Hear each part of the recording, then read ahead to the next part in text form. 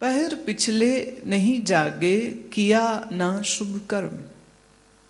पिछला पहर माने जब रात खत्म होती है और सुबह शुरू होती है, उस रात के अंतिम प्रहर को उठना चाहिए था और उठने का यह शुभ कर्म करना चाहिए था।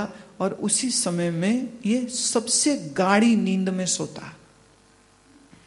जितनी गाढ़ी नींद इसको सुबह 4 और 6 बजे में आती है, उतनी गाढ़ी नींद पूरी रात नहीं आती है।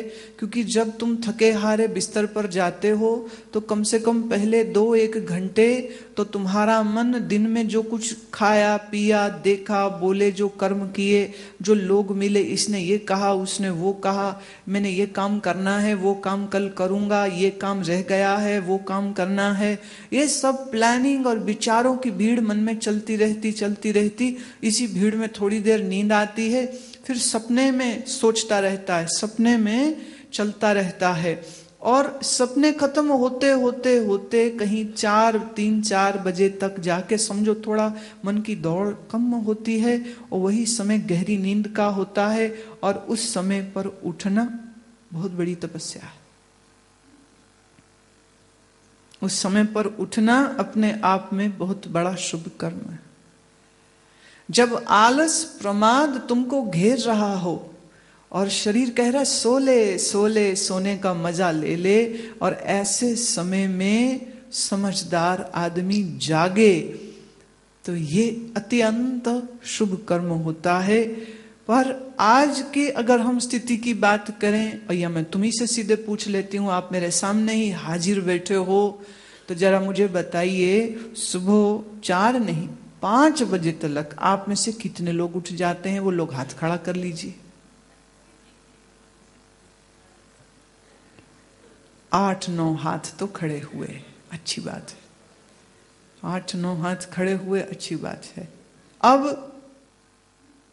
प्रश्न ये है, देखें हमारी बड़ी बदनामी है एक विषय में, और वो ये है कि हम बहुत कड़वा सच बोलते हैं। पर कहीं ना कहीं कुछ थोड़ी मिठास तो मुझ में होगी, जिस वजह से लोग फिर बुलाते हैं और फिर मिलने आते हैं मुझे। कुछ तो होगा भाई, क्या है मुझे नहीं पता। अब अपना गुण खुद थोड़ी गाऊंगी।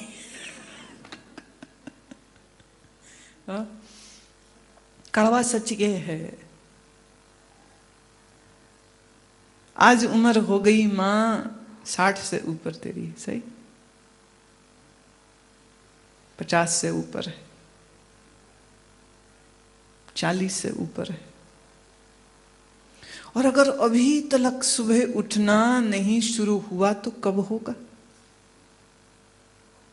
अच्छे हैं आप, मंदिर में रुचि रखते हैं, धर्म की रुचि रखते हैं, दर्शन करते हैं, सत्संग भी सुनते हैं, पर क्या सुनना काफी है? उस पर अमल करना जरूरी नहीं है क्या?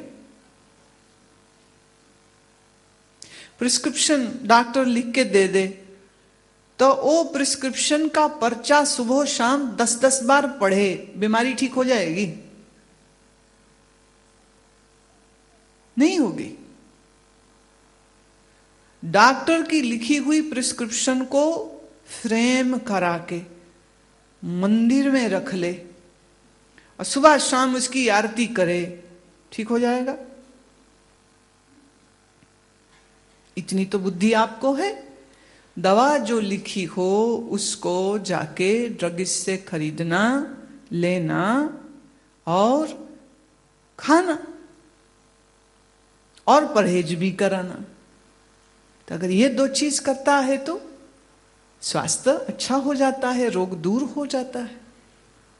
इसी तरह से धार्मिक व्यक्ति मैं उसको मानती हूं जो शास्त्र के आदेश को पहले सुनता है, संत रूपी डॉक्टर से अपनी प्रिस्क्रिप्शन बनवाता है और फिर उस प्रिस्क्रिप्शन के अनुसार जो परहेज करना है वो भी करे और जो करना है वो भी करे, तब तो बात होती है पूरी। नहीं तो क्या है, मंदिर भी जाता जाए, पर जीवन से आलस और प्रमाद फिर भी नहीं जाए, meaning lazy like a bone, always sleeping, never getting up, never doing yoga asana, never doing pranayam, never doing the mantra jap.